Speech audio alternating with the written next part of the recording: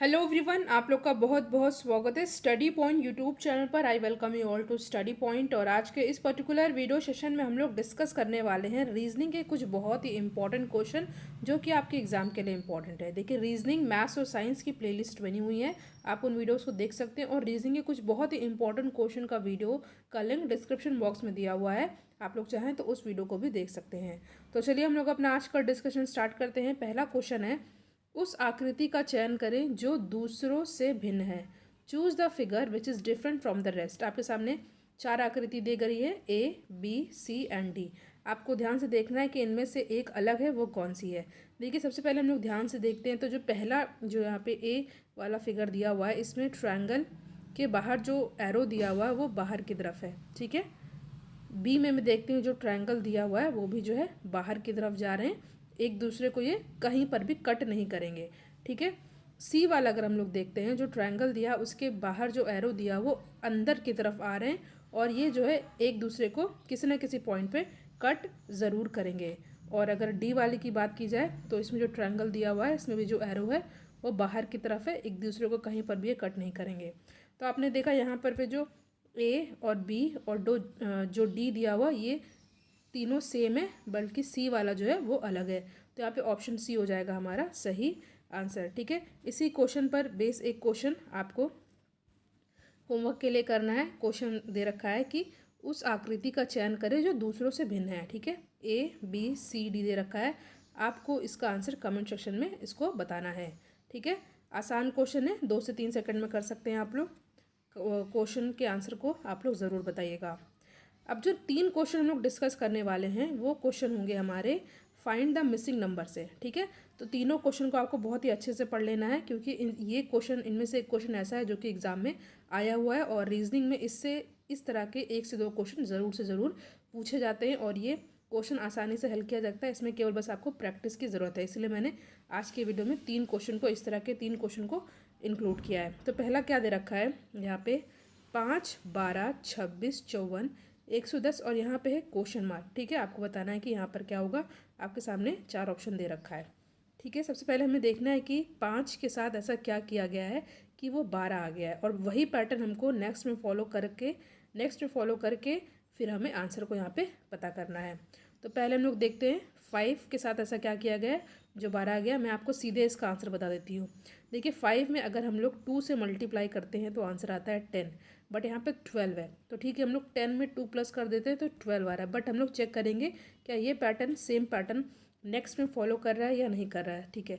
यहाँ पे है 12, ठीक है। हमने क्या किया था, 12 में 2 से मल्टीप्लाई किया तो आया 24, फिर लास्ट में 2 ऐड करना था तो आ गया हमारा 26, जो कि हमारा यहाँ पे आ रहा है। अब नेक्स्ट हम चेक करते हैं 26 में अगर हम लोग 2 से मल्टीप्लाई करते हैं तो हमारा आता है 52, 52 में +2 करेंगे तो हमारा आता है 54, ठीक है। ये भी हमारा फॉलो हो रहा है। अब 54 वाला चेक करेंगे। 54 में हम लोग 2 से मल्टीप्लाई करते हैं तो हमारा आता है 108, 108 में +2 करेंगे तो 110 आ रहा है। अब हमें नेक्स्ट वाला आंसर आसानी से पता चल जाएगा क्योंकि सेम पैटर्न ही फॉलो कर रहा है। तो 110 में अगर वो 2 से मल्टीप्लाई करते हैं तो हमारा आता है 220, अगर +2 कर देते हैं तो हमारा आता है 222, जो कि हमारा ऑप्शन ए में साफ साफ दिख रहा है।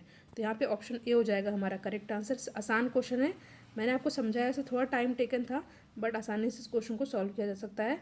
अगर आपको क्वेश्चन समझ में आ गया हो और अगर आपको लगे ये हेल्पफुल है आपके लिए तो वीडियो को लाइक करिए और इसको ज़्यादा से ज़्यादा शेयर करिएगा। नेक्स्ट क्वेश्चन पे हम लोग आते हैं। सेम पैटर्न पर ही ये क्वेश्चन है, ठीक है। देखिए क्या दे रखा है कि find the missing term in the given series, ठीक है। 7, 19, 43, 91, क्वेश्चन मार्क और 379। इस श्रृंखला में क्वेश्चन मार्क के स्थान पर क्या आएगा। आपके सामने 4 ऑप्शन यहाँ पर दिया हुआ है, ठीक है। तो पहला हम देखते हैं 7 के साथ ऐसा क्या किया गया कि यहाँ पे 19 आ गया, ठीक है। वही फिर सेम पैटर्न हम लोग फॉलो कर करके ये वाला नंबर पता करेंगे। चलिए देखिए, 7 में अगर हम लोग 2 से मल्टीप्लाई करते हैं तो हमारा क्या आता है 14, 14, बट यहाँ पे दिया हुआ है 19, तो यानी कि इसमें +5 किया गया है, यानी कि 2 मल्टीप्लाई किया गया है और +5 किया गया है बाद में, ठीक है। चेक करते हैं क्या सेम पैटर्न नेक्स्ट में फॉलो हो रहा है या नहीं। यहाँ पे दिया हुआ 19 में अगर हम लोग 2 से मल्टीप्लाई करते हैं तो हमारा आता है 38, अब हमें +5 करना है तो 43 आएगा, ठीक है। यहाँ पे पैटर्न फॉलो हो रहा है। अब नेक्स्ट देखते हैं 43 में हम लोग किससे मल्टीप्लाई करेंगे, 2 से मल्टीप्लाई करेंगे। 43 को अगर हम लोग 2 से मल्टीप्लाई कर रहे हैं तुम्हारा क्या आ रहा है, यहाँ पे 6 आएगा और यहाँ पर आएगा 8, लास्ट में 5 से प्लस कर देना था, तो यहाँ पे 91 आ रहा है। ठीक है, 91 आ जाएगा। अब हमें यही पैटर्न फॉलो करके आंसर लाना है, यानी कि 91 में हम लोग पहले 2 से मल्टीप्लाई करेंगे, 2 1 से 2, 2 9 से 18। ठीक है, अब इसमें हम लोग +5 करेंगे तो 187 आ जाएगा। तो 187 तो यहाँ पे आ गया, बट हम देखते हैं कि क्या ये पैटर्न यहाँ पे फॉलो हो रहा है कि नहीं। ठीक है, यानी कि 187 में हम लोग 2 से मल्टीप्लाई करेंगे तो क्या आएगा, 2 7 से 14, कैरी आया 1, 2 8 से 16 17, 2 1 से 2 एंड 3, +5 कर रहे हैं तो यहाँ पे 379 आ रहा है। ठीक है, यानी कि हमारा पैटर्न सही है। तो हमारा सही आंसर क्या हो जाएगा, 187। इसमें हमने क्या किया, 2 से मल्टीप्लाई किया है, +5 किया है। होप ये क्वेश्चन भी आपको समझ में आ गया होगा। अब हम लोग नेक्स्ट क्वेश्चन पर आते हैं। नेक्स्ट क्वेश्चन है, इस श्रृंखला में क्वेश्चन मार्क के स्थान पर क्या आएगा, which number would replace the question mark in the given series. ठीक है, 9 31 97 295 क्वेश्चन मार्क, देन 2671। देखिए इसमें क्या करना है हमको, ध्यान से देखिएगा, वही सेम चीज़ पैटर्न हमें फॉलो कराना है। देखिए 9 के साथ ऐसा क्या किया गया है कि यहाँ पे 31 आ गया है। अगर ठीक है 9 में हम लोग अगर 3 से मल्टीप्लाई करते हैं तो 9 3 ज़ा 27 प्लस, बट यहाँ पे 31 है तो यहाँ पे 4 प्लस करेंगे तो यहाँ पे आ जाएगा 31। ये सभी क्वेश्चन एग्जाम में आए हुए हैं। तो यहाँ पे हमें क्या पैटर्न फॉलो किया है, मल्टीप्लाई बाई 3 देन +4। ठीक है, तो 31 में हम लोग क्या करेंगे, 31 में मल्टीप्लाई बाई 3 +4 करेंगे, तुम्हारा 97 आ जाएगा। अब सेम हम लोग 97 के साथ करेंगे, 97 इंटू 3 +4 करेंगे तो हमारा 295 आ जाएगा। और 295 में, ठीक है, 295 में हम लोग 295 में हम लोग मल्टीप्लाई बाई 3 करेंगे +4 करेंगे तो हमारा क्या आ जाएगा, 889। यहाँ पे तो 889 आ गया, बट क्या ये नेक्स्ट वाला चेक कर सकता है कि नहीं, देखते हैं हम लोग। 889 है, इसमें हम लोग 3 से मल्टीप्लाई करेंगे और फिर बाद में 4 प्लस कर देंगे तो हमारा आ रहा है 267, यानी कि पैटर्न फॉलो हो रहा है। तो यहाँ वाले क्वेश्चन हमने क्या किया है, मल्टीप्लाई बाई 3 +4 और आंसर हमारा क्या आया, 889। ठीक है,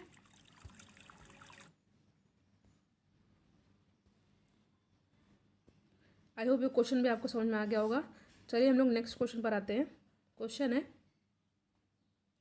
यदि किसी कोड भाषा में SISMO को TEJSNO लिखा गया है तो उसी भाषा में EARTHD को किस प्रकार लिखा जाएगा। आसान क्वेश्चन है, कैसे सॉल्व करेंगे ध्यान से देखते हैं हम लोग। देखिए सबसे पहले हम लोग चेक करेंगे कि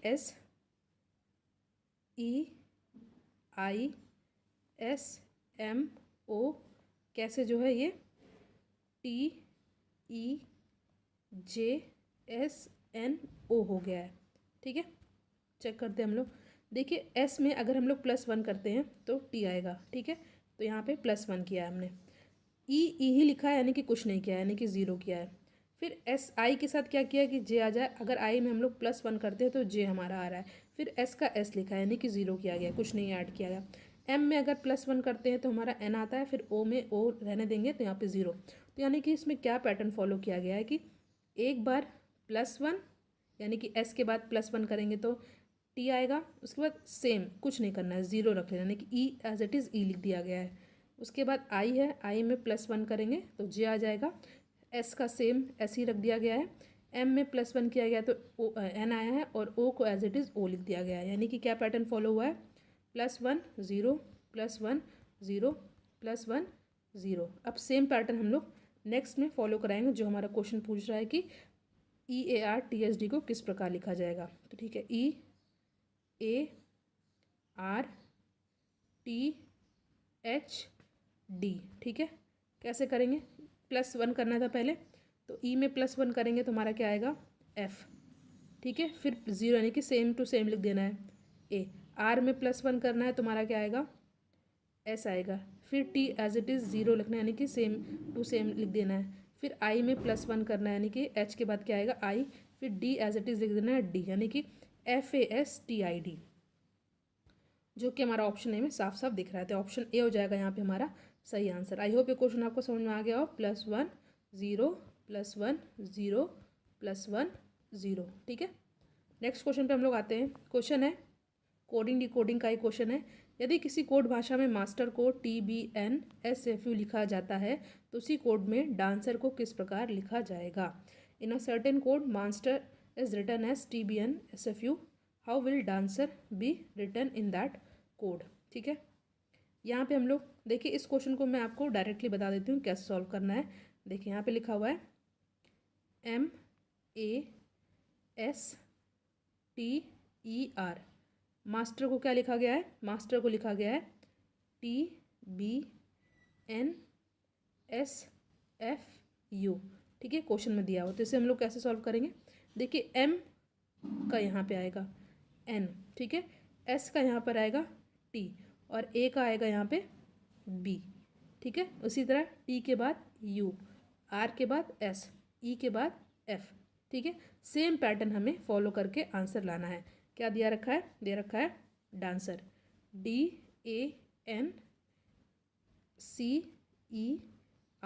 ठीक है, तो यहाँ पे हमें क्या करना है? D के बाद क्या आता है? D के बाद हमारा E आता है। ठीक है, यहाँ पे E लिख दिया। N के बाद क्या आता है? N के बाद आता है O। A के बाद क्या आता है? A क्या आता है? B। इसी तरह C के बाद क्या आएगा? D। R के बाद क्या आएगा? S और E के बाद क्या आएगा? F।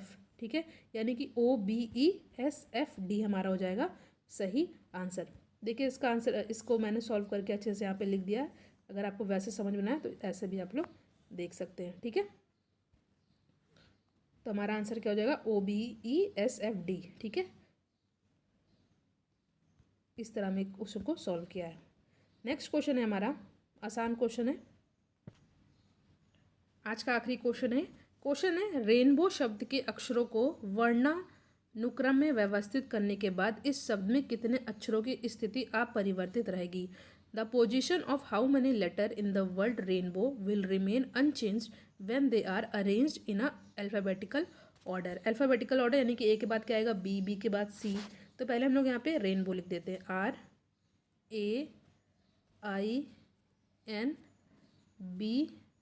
RAINBOW। अब इसको हम लोग अगर अल्फ़ाबेट के ऑर्डर में लिखते हैं तो सबसे पहले हमारा क्या आता है? ए आता है। ठीक है, ए के बाद क्या आता है? बी आता है, बी के बाद सी आता है, बट सी यहाँ पे दिया नहीं हुआ है तो इसलिए हम लोग आई लिखेंगे। आई के बाद क्या आता है? आई के बाद जो भी आएगा हमारा यहाँ पे एन होगा। ठीक है, आई के बाद जे आता है बट जे दिया नहीं है तो आई के बाद जो अल्फ़ाबेटिकल ऑर्डर होगा वो एन होगा। एन के बाद ओ, ओ के बाद आर, आर के बाद यहाँ पे डब्लू। अब हमें देखना है कि ऐसे कौन कौन से अल्फ़ाबेट है जिनका जो पोजीशन है वो चेंज नहीं हुआ है। देखिए आर की जगह ए आ गया यानी कि इसकी पोजीशन चेंज हो गई है तो ये हट जाएगा। ए का यहाँ पे बी हो गया है तो ये भी कट हो जाएगा। देखिए बट आई का यहाँ पे आई ही है। ठीक है, आई का यहाँ पे आई ही है तो वेट, फिर से लिखना पड़ेगा। ठीक है, एक सेकेंड। RAINBOW। जब हमने चेंज किया तो क्या आया था? ABINORW। ठीक है, यहाँ पे हम लोग देखते हैं आर की जगह ए आ गया तो ये कैंसिल हो जाएगा। ठीक है, क्योंकि यहाँ की इनकी पोजीशन चेंज हो गई है। ए की यहाँ पे बी आ गया है बट आई का आई ही है, एन का एन ही है। ठीक है, यानी कि दो अल्फ़ाबेट ऐसे हैं जिनका पोजीशन अभी तक सेम है। बी की जगह ओ आ गया तो ये भी हट जाएगा, ओ की जगह आर आ गया तो ये भी हट जाएगा, बट डब्ल्यू की जगह डब्ल्यू ही है।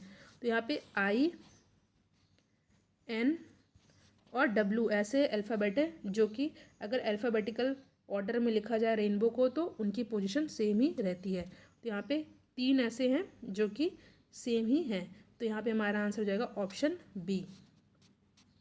ठीक है, तो तीन अक्षर ऐसे जिनकी स्थिति अपरिवर्तित रहेगी। तो आई होप ये क्वेश्चन आपको समझ में आ गया हो। नेक्स्ट वीडियो रीजनिंग का जल्दी अपलोड होगा, वीडियो को लाइक एंड शेयर जरूर करिएगा। अगर आपको किसी भी क्वेश्चन में डाउट हो तो आप कमेंट सेक्शन में पूछ सकते हैं। जो मैंने आपसे क्वेश्चन पूछा है यहाँ पे, इसका आंसर आपको कमेंट सेक्शन में ज़रूर दीजिएगा। एक सेकेंड, हाँ दिस वन, जो मैंने आपसे पूछा है कि choose the figure which is different from the rest, ABCD, आपको इसका आंसर कमेंट सेक्शन में देना है। तो ये थी आज का discussion. Thank you so much for watching. Thank you.